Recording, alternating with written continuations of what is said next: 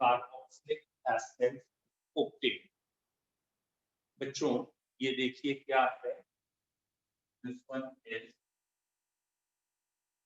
आपने एक कीटोन लिख दिया, इसके आपने 2-ब्यूटेनॉल लिख दिया। तो ये जो 2-ब्यूटेनॉल है, दिस वन, ये है आपका ऐसे CH3 CO फिर CH2 CH, इसका नाम है बच्चों 2-ब्यूटेनॉल। ये अनसिमेट्रिकल है, एक तरफ कार्बोनिल ग्रुप से CH3 लगा है, एक तरफ C2H5। तो अगर आप इसका ऑक्सीडेशन कर रहे हैं, सपोज K2Cr2O7 एंड H2O4, इससे इसका ऑक्सीडेशन हुआ तो ये चेंज हो जाएगा, यहां से बॉन्ड टूटेगा और यहां से बॉन्ड टूटेगा, ये अपने एसिड है, ये अपने एसिड, और यहाँ फिलहाल दोनों तरफ दो कार्बन है और इसलिए 2 मोल ऑफ एसिटिक एसिड दिखा सकते हैं।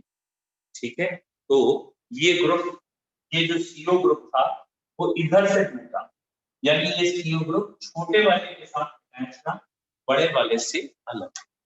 बोलो क्लियर है? तो ये है पॉपॉव्स रूल।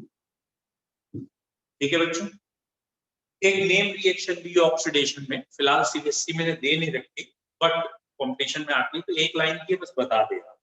ठीक है, इच्छा हो तो याद करना, नहीं इच्छा तो मत। ये है CH3EOCH, यानी कीटोन। कीटोन का अगर हम ऑक्सीडेशन करें लाइक CF3COOH, बेटा इसका नाम है परफ्लोरोएसिटिक एसिड। ठीक है, तो इसमें परऑक्सी लिंकेज है और बेटा आप समझ ही रहे हो फ्लोरो फ्लोरीन के लिए आ रहा है और ये एसिटिक एसिड का डेरिवेटिव है, तो परफ्लोरोएसिटिक एसिड इसका BH है और ये कंपाउंड इसमें चला जाएगा, ये कंपाउंड इसमें चला जाएगा, यानी ketones are converted into esters. Ketone बच्चों किसमें चेंज हो जाते हैं? एस्टर्स। और इस ऑक्सीडेशन के तरीके का नाम रखा गया है बेयर-विलियर्स ऑक्सीडेशन, बेयर-विलियर ऑक्सीडेशन। ठीक है, this is termed as Baeyer Villiger oxidation. विलियर काम वाला ऑक्सीडेशन का तरीका, बेयर-विलियर ऑक्सीडेशन। बच्चों लैंग्वेज में क्या आया बेयर-विलियर ऑक्सीडेशन में? Ketones are converted into ester by use of fluoroester। बस एक लाइन का है इसलिए मैंने कहा इच्छा तो लिख लीजिए, तो कोई दिक्कत नहीं है। What is Beer-Villiger oxidation? Ketones are converted into acid. No, sorry, ketones are converted into esters by use of per acid। कोई जरूरी नहीं है पर फ्लोरो ही हो, पर फ्लोरो होगा तो भी चल जाएगा, है ना।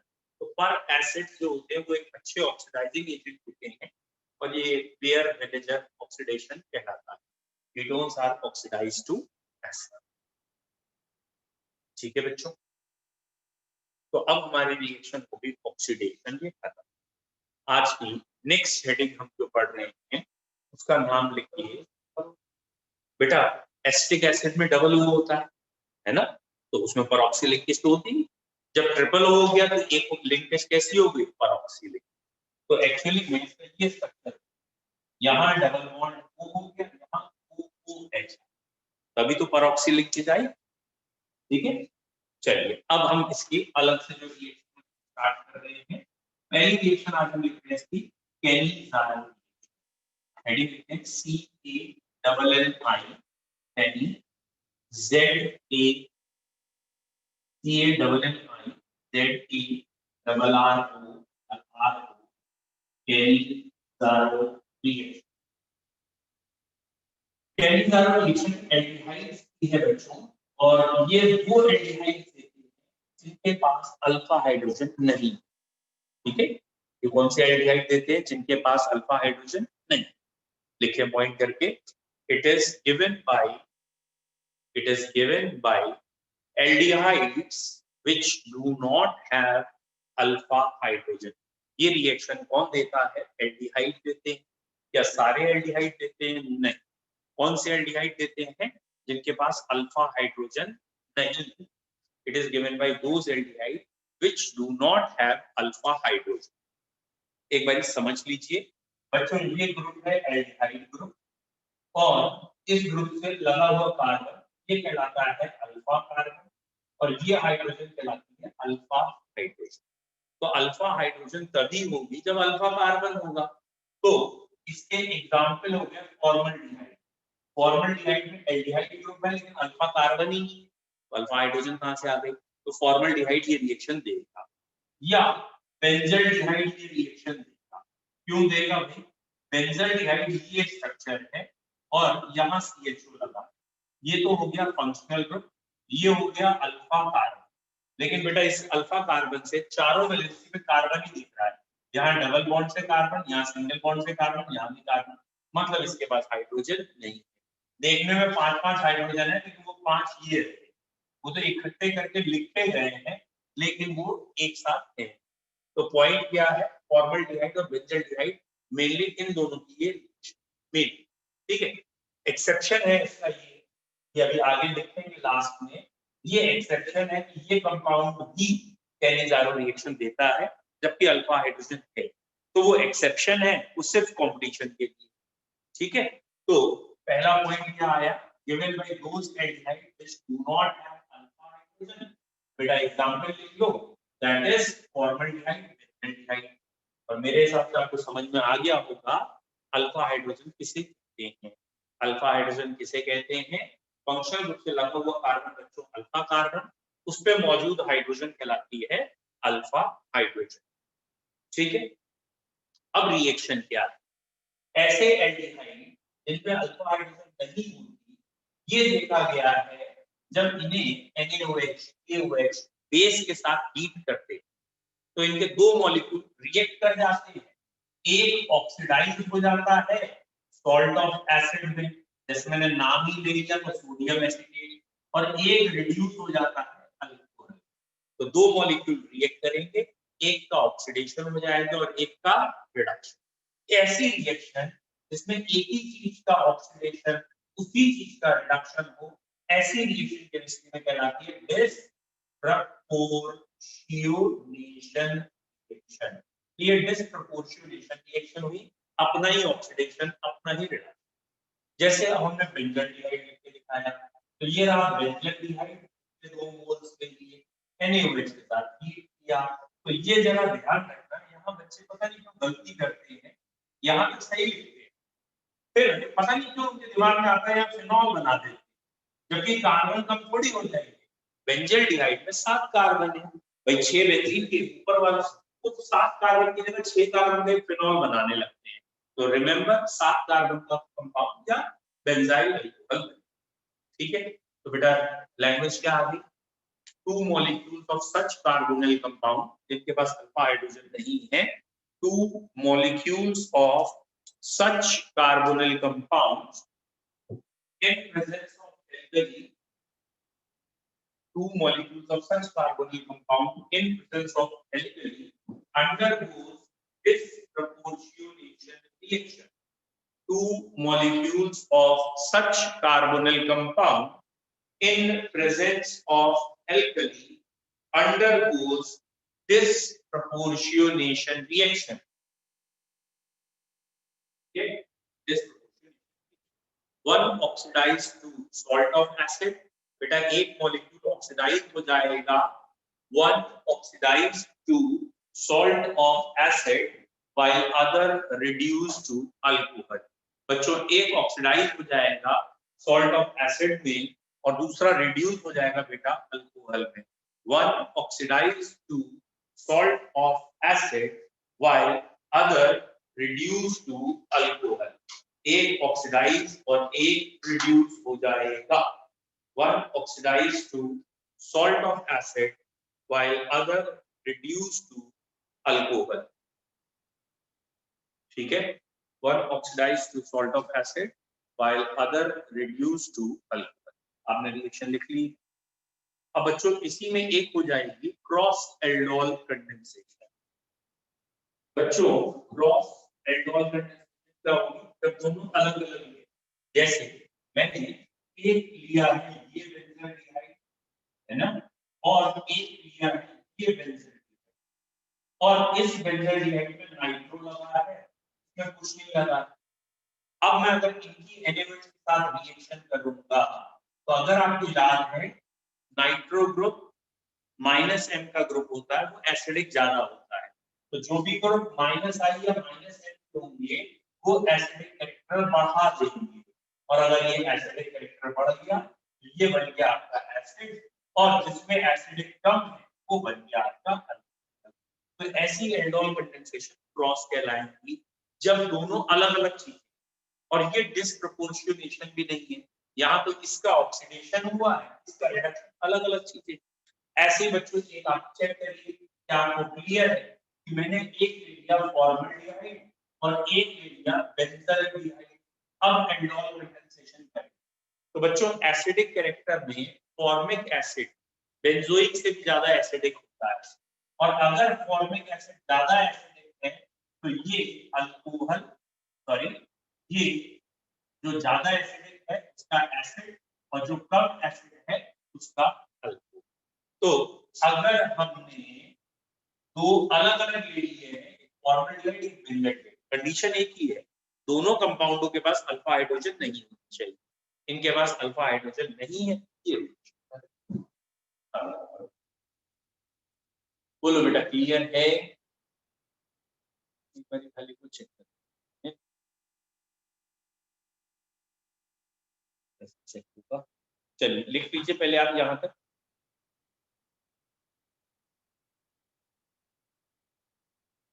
ये बेटा कैनिज़ारो रिएक्शन है, इसके बाद होगी एल्डोल। अभी जो हम कर रहे हैं इसका नाम है कैनिज़ारो।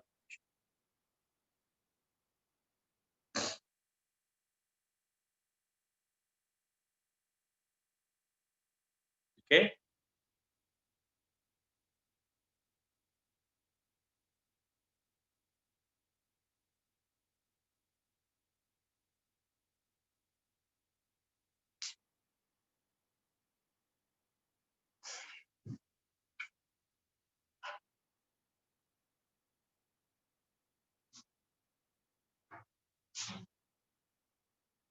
क्या चार रिएक्शन लिखते?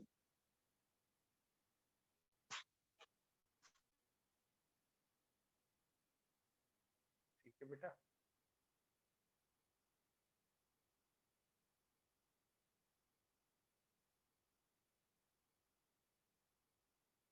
डन।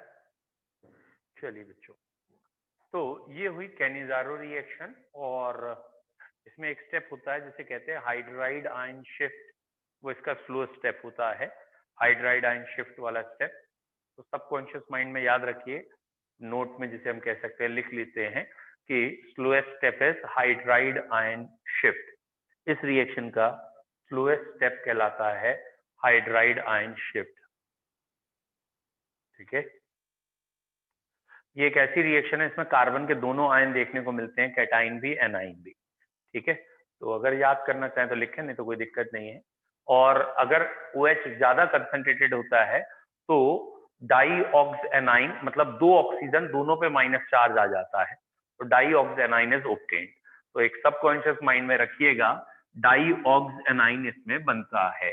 ठीक है, इन एक्सेस या more concentration of NaOH, di aux anion obtained, di aux anion obtained. ठीक है, दो ऑक्सीजन है, दोनों पे माइनस चार्ज आना, डाई ऑक्स एनाइन। और नोट का तीसरा पॉइंट ये होता है जो आपको अभी थोड़ी देर पहले बताया था मैंने, कि एक कंपाउंड ऐसा भी है जिसमें इंटरमीडिएट की स्टेबिलिटी की वजह से कैनिज़ारो रिएक्शन हो रही है। याद आया, 2 मिथाइल प्रोपेनल एक ऐसा कंपाउंड है जिसमें कैनिज़ारो रिएक्शन होती है और इसमें अल्फा हाइड्रोजन मौजूद है। तो 2 methyl propanal gives Cannizzaro reaction due to stability of intermediate की वजह से बताया गया। अब कैनिज़ारो जैसी ही एक और नेम रिएक्शन है, इंपॉर्टेंट नहीं है लेकिन है तो पढ़ेंगे ही, टिश्क-हेंको रिएक्शन। बच्चों अगली रिएक्शन का नाम है Tishchenko. What is basically Tishchenko reaction? बेटा जैसे आपने कैनिज़ारो पढ़ी है, बिल्कुल सेम थीम लगा दीजिए, बस कैनिजारो में आपने क्या पढ़ा है? वो एल्डिहाइड जिसमें अल्फा हाइड्रोजन नहीं होती, ये सारे एल्डिहाइड देते हैं। मतलब तुमने एस्टल्डिहाइड ले लिया और एस्टल्डिहाइड में ध्यान से देखिए क्या कह रहे हैं, एस्टल्डिहाइड में तुमने कैनिजारो रिएक्शन कराई तो बेटा तुम क्या बनाओगे? अगर तुम एस्टल्डिहाइड की कैनिजारो रिएक्शन कराओगे तो एसिड और अल्कोहल बनाओगे। बोलो बेटा कोई दिक्कत? इस रिएक्शन में क्या होता है, ये जो बनते हैं ये फिर रिएक्ट कर जाते हैं, और ये दिखाने नहीं है, बस याद रखने के लिए, जिससे कि एग्जाम में हमारा क्वेश्चन कभी गलत ना हो। क्या आपको समझ में आ रहा है क्या बनना है इसमें? फाइनली क्या बनना है? अरे भैया एसिड और अल्कोहल जब रिएक्ट करते हैं तो क्या बनाते हैं? एस्टर। ये रिएक्शन क्या कहलाता है? एस्टेरिफिकेशन। तो इसमें एस्टर बाद में बनेंगे। तो अगर आप ये नहीं भी दिखाओगे तो कोई दिक्कत नहीं, बट फिर वही बात, यहां से डायरेक्ट ये याद करना थोड़ा मुश्किल है। आप दोनों रिएक्टेंट प्रोडक्ट को देख लो, लेकिन अगर आपको इसके थ्रू याद है तो आसान है। क्लियर है? टिश्क हेंको का रिएजेंट है aluminium ethoxide C2H5O whole thrice Al। तो व्हाट इज टिश्क हेंको रिएक्शन? बोलो भैया, लैंग्वेज क्या आ गई? कोई भी एल्डिहाइड, चाहे अल्फा हाइड्रोजन है या नहीं, कोई फर्क नहीं पड़ता, aldehyde in presence of aluminium ethoxide gives ester. तो यहाँ सीधा एस्टर बोला जाएगा। याद रखने के लिए आप ये रखिए जिससे कि आपको प्रोडक्ट याद जल्दी हो। इवन एबीसी में भी जो रिएक्शन ये पीछे दे रखी है ऐसे ही दे रखी है जिससे कि आपको प्रोडक्ट ज्यादा आसानी से याद हो जाता है। ठीक है, तो लिखेंगे टिश्क हेंको रिएक्शन। ये एल्डिहाइड की रिएक्शन है। Aldehyde in presence of aluminium ethoxide gives ester. Aluminium ethoxide give ester. बेटा ये एल्यूमिनियम इथॉक्साइड की प्रेजेंस में एस्टर बनाते हैं। Aluminium ethoxide gives ester, it is known as Tishchenko Hancko रिएक्शन। Aldehyde in presence of aluminium ethoxide gives ester, it is known as Tisk-Henko reaction। और यहाँ alpha hydrogen की कोई भी लिमिटेशन नहीं है, चाहे अल्फा हाइड्रोजन हो या अल्फा हाइड्रोजन ना हो। देख लिया? नेक्स्ट बेटा एक ऐसे ही है शिफ्ट रिएजेंट। क्या है बच्चों शिफ्ट रिएजेंट? बेटा शिफ्ट रिएजेंट ये माना गया है एक डाई है। ठीक है, ठीक है, एक्वस सोल्यूशन है और ये मेजेंटा डाई है। तो एक्वस सोल्यूशन ऑफ रोजेनलीन हाइड्रोक्लोराइड है। ठीक है, ये एक्वस सोल्यूशन है इस कंपाउंड का, जिसे हम एक डाई कहते हैं, जिसको आप मेजेंटा डाई भी कह देते हो। And it is decolorized by passing SO2। ठीक है, तो व्हाट इज शिफ्ट टेस्ट? क्या है? क्या है बेटा शिफ्ट टेस्ट? समझ में आया? हमने एक डाई ले ली, ठीक है, सपोज इस कंटेनर के अंदर मेजेंटा डाई है, कलर है, ये कौन सा कलर है? पिंक कलर है। तो पिंक कलर की डाई या मेजेंटा कलर का दिख रहा है मैं कंपाउंड, और हमने क्या किया, इसमें H2S गैस पास कराई। जैसे ही H2S गैस पास करेंगे इसका जो कलर होगा उड़ लेगा। समझ में आया? तो शिफ्ट reagent is decolourised by passing SO2।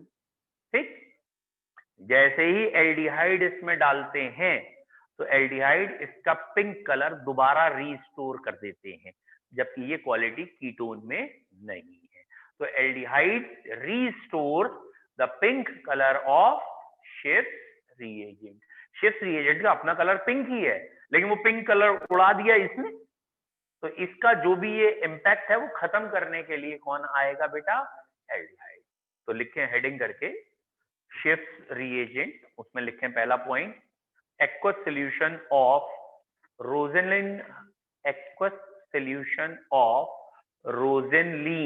hydrochloride और magenta dye, aqueous solution of rosenylene hydrochloride और magenta dye dye is Schiff's reagent. It is decolorized by passing. It is decolorized by passing SO2. बेटा ये decolorized की जाती है by passing SO2. It is decolorized by passing SO2. ठीक है, full stop. फिर लिखेंगे aldehydes restore pink color of Schiff's reagent while ketones do not. Aldehydes restores pink color of Schiff's reagent while ketones do not. बेटा ये तो आपकी copy में आ ही गया पूरा, ठीक है. Aldehydes restores pink color of Schiff's reagent while ketones do not. ठीक है बेटा. तो एल्डिहाइड को पहचानने के लिए टॉलेंस टेस्ट हो गया, शिफ्ट रिएजेंट हो गया, ठीक है, फैलिंग सॉल्यूशन हो गया, ये सब एल्डिहाइड की पहचान कराएंगे, इनकी कीटोन से रिएक्शन नहीं होगी. तो अब एक आध तो कीटोन वाली भी बात लिख लें कोई. तो अगली रिएक्शन लिखे हैं आयोडोफॉर्म टेस्ट या हेलोफॉर्म रिएक्शन. अब ये तीसरी बार आ रही है, अब भी नहीं पढ़ोगे तो एक और चैप्टर में आएगी जिसका नाम है एसिड होगा उसमें. तो भैया हेलोफॉर्म रिएक्शन लिख लो, ठीक है, लिख ली. क्या है रिएक्शन, लिखो लिखो अपने कॉपी में एक बार लिख लीजिए, जिससे कि कम से कम ये तो आए कि हाँ तीसरी बार रिएक्शन आई तो हम कर ही लेगा, करें. अगली हेडिंग हम चाह रहे हैं आप कॉपी में खुद लिख लें, हेलोफॉर्म रिएक्शन. हेलोफॉर्म रिएक्शन उम्मीद तो कम ही है, फिर भी देख लेते हैं बेटा कितने लिख पाएंगे. ठीक है, खाली रिएक्शन ही लिख दो, लैंग्वेज छोड़ो. आप लाइन रिप्रेजेंटेशन में रिएक्शन ही लिख दीजिए, जैसे अभी तक लिखते आए ना ऊपर, वैसे ही रिएक्शन लिख लीजिए.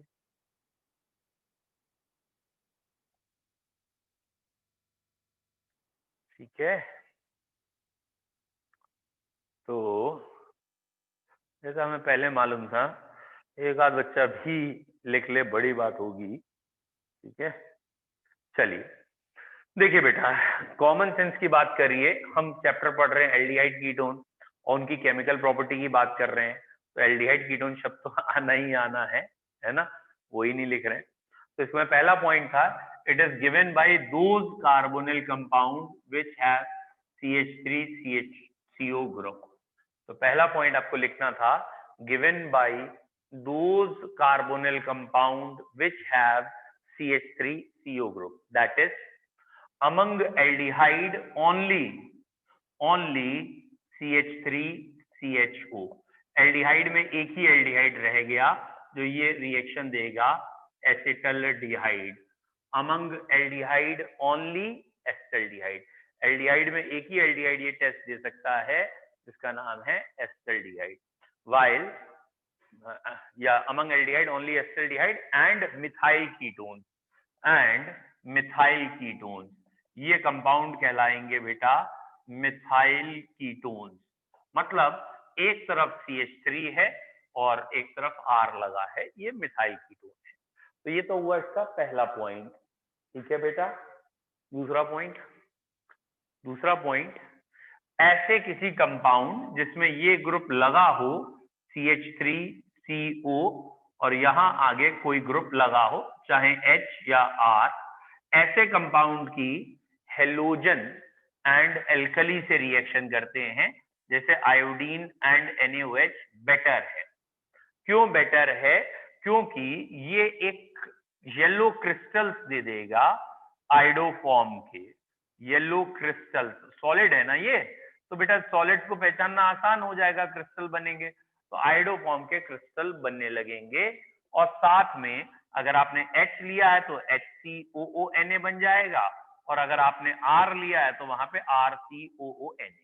कहने का मतलब ये वाला एक कार्बन हट जाएगा और ये वाला एक कार्बन हटने के बाद हेलोफॉर्म बनाएगा और बची हुई चीज ये बनाएगी. और क्योंकि Na है तो NaI और वाटर भी बनेंगे. तो साथ में NaI एंड वाटर बना सकते हैं. तो ये हुआ आपकी haloform reaction.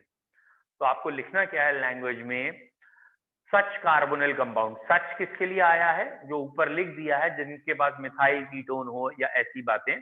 Such carbonyl compound on reacting with halogen and alkali, such carbonyl compound on reacting with halogen and alkali forms haloform. Such carbonyl compound on reacting with halogen and alkali forms haloform. And एक और चीज important है क्या, and salt of acid कह लो या acid having one carbon less than reactant, मतलब एक carbon कम वाला एसिड मिल जाएगा, तो ये एसिड की भी प्रिपरेशन है।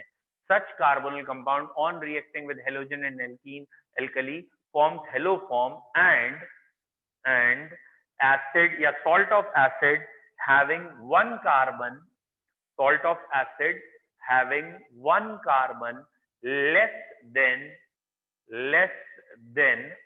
carbonyl compound obtained।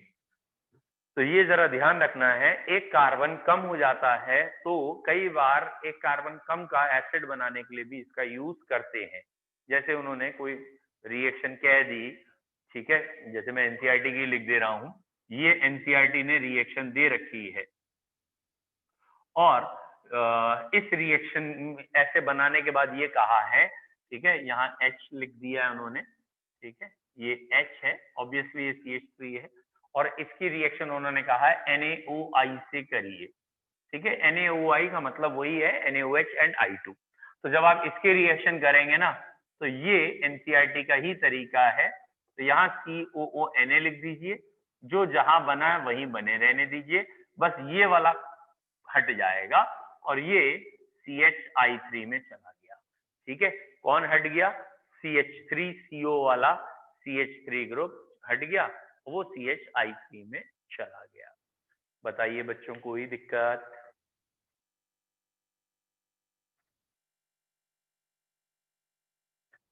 बोलो बेटा, क्लियर है?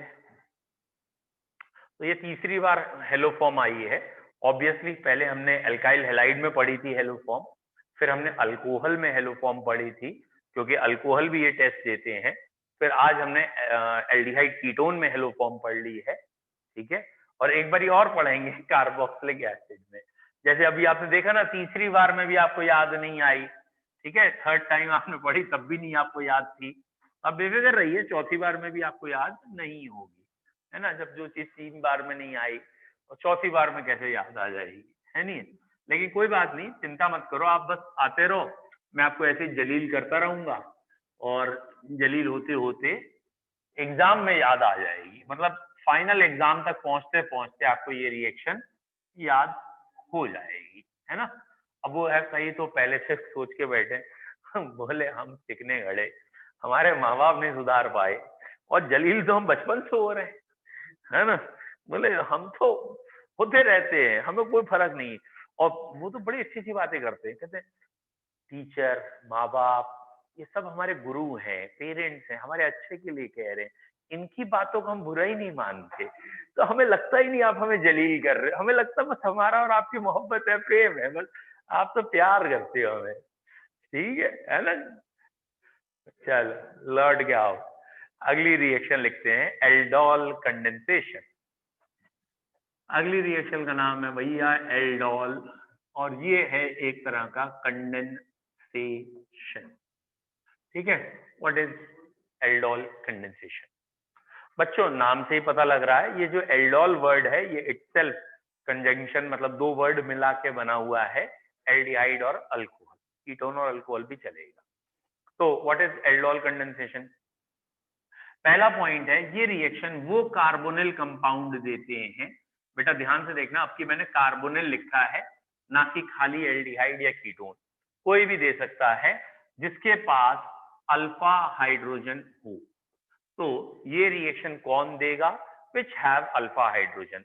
तो भैया जब अल्फा हाइड्रोजन कह रहे हैं तो इस पे फोकस रखिएगा, ऐसे कंपाउंड जिनके पास अल्फा हाइड्रोजन हो वो ये वाली रिएक्शन देंगे, बहुत इंपॉर्टेंट रिएक्शन है। तो स्टेप्स में लिखेंगे, पहला पॉइंट कॉपी में आ जाना चाहिए, it is given by by those carbonyl compounds, it is given by those carbonyl compounds which have alpha hydrogen. बच्चों ये रिएक्शन वो कार्बोनिल कंपाउंड देंगे जिनके पास अल्फा हाइड्रोजन हो.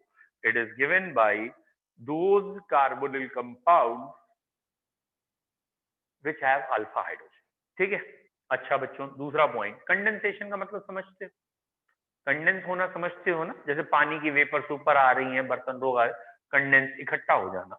तो कंडेंसेशन में क्या होगा, दो मॉलिक्यूल ऐसे कंपाउंड के आप लेंगे, जैसे ये रहा पहला मॉलिक्यूल.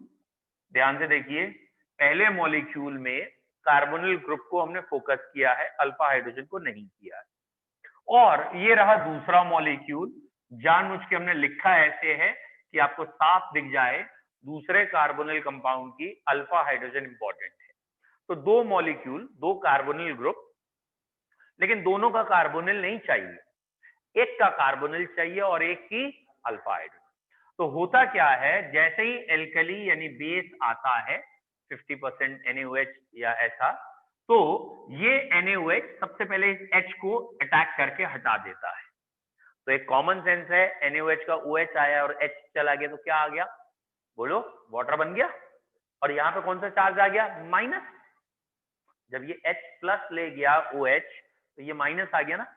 ये माइनस क्या बन गया बेटा, न्यूक्लियोफाइल बन गया. न्यूक्लियोफाइल, ये न्यूक्लियोफाइल जाएगा और आपको याद होगा, याद आया, क्या याद आया, न्यूक्लियोफिलिक एडिशन रिएक्शंस होती हैं कार्बोनिल में, न्यूक्लियोफाइल इनिशिएट करता है. तो इस OH ने न्यूक्लियोफाइल बनवाया H लेके. H क्यों ले सकता था, क्योंकि ये नेगेटिव सिंगल डबल रेजोनेंस हो जाती है, तो इसलिए यहाँ से H हट सकता है.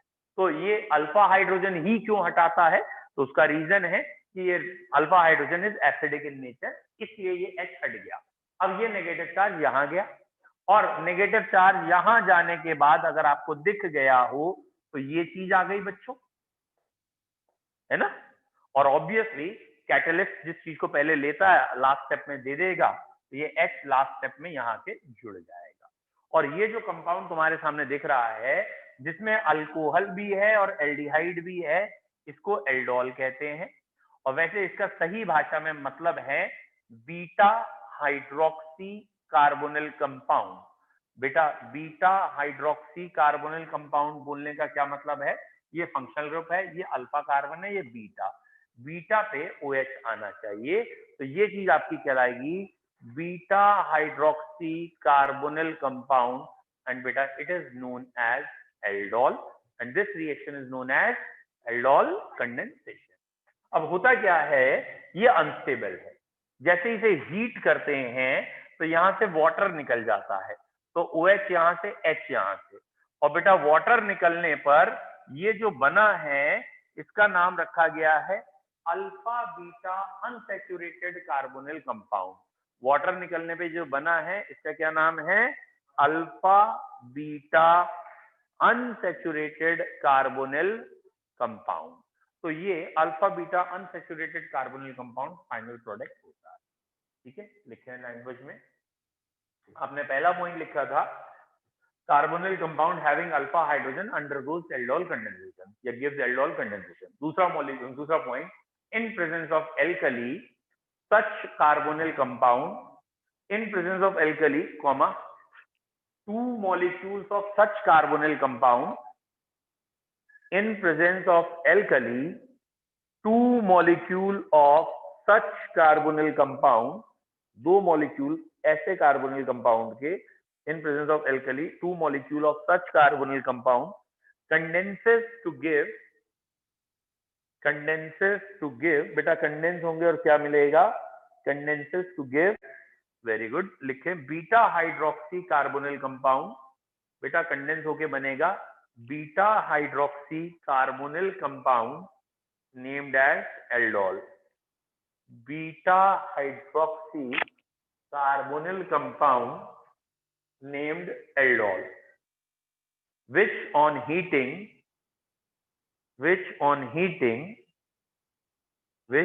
heating forms alpha beta unsaturated carbonyl compound, which on heating forms alpha beta unsaturated carbonyl compound. बेटा ये हीट करने पे alpha beta unsaturated carbonyl compound बना लेगा। ये क्वेश्चन लिख ली, तो एक क्वेश्चन लिख लो, बल्कि आपने लिख लिया तो बहुत अच्छी बात है, नहीं तो ये क्वेश्चन हमारा बड़ा फेवरेट है। ठीक है, बोलो, लिख लो। अच्छा,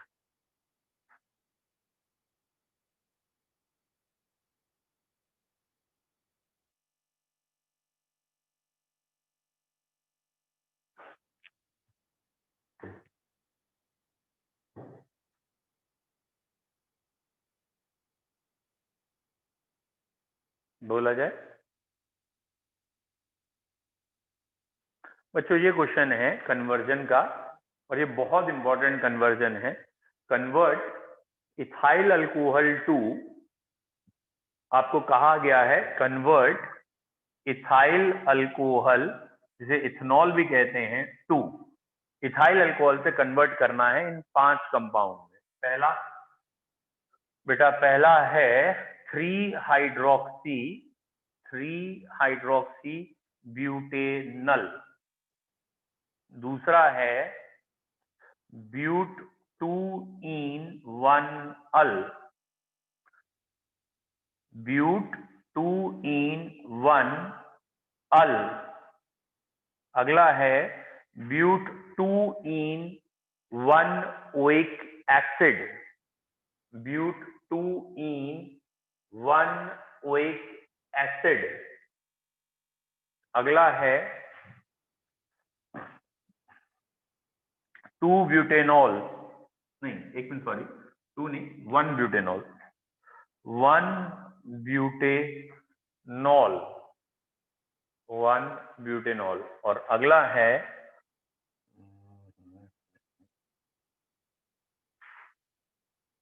ब्यूट या 2 butene, 2 butene 1 ol, but 2 in 1 ol. ये 5 कर लीजिए, है ना। चलो ठीक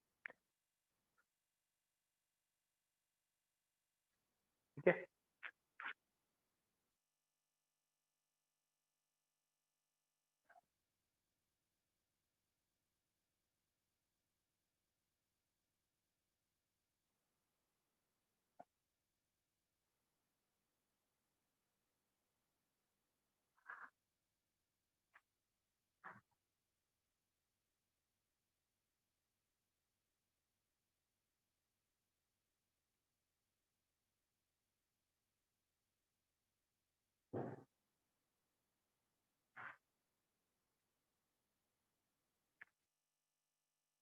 बताया जाए।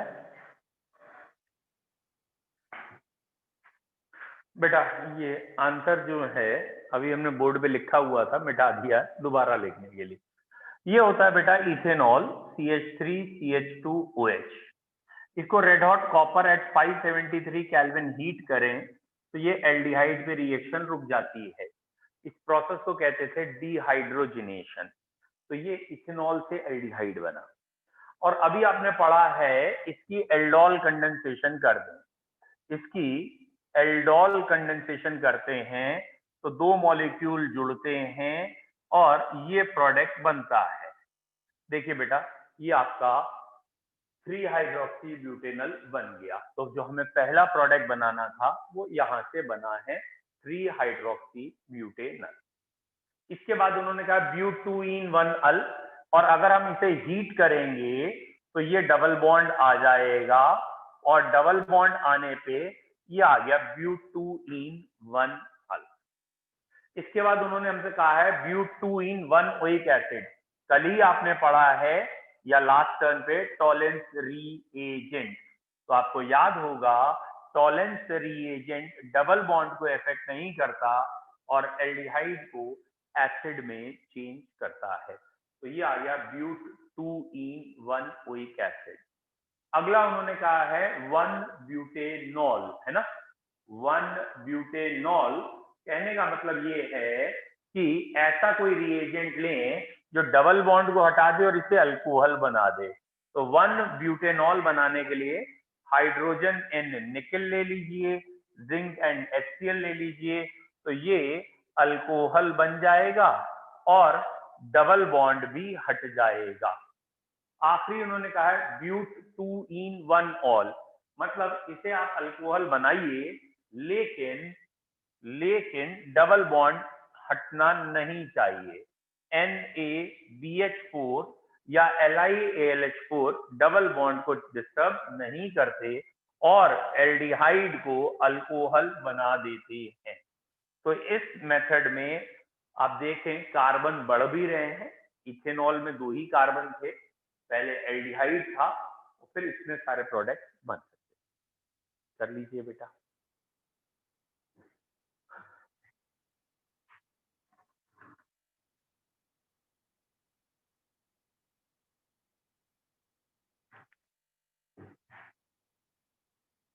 ठीक है,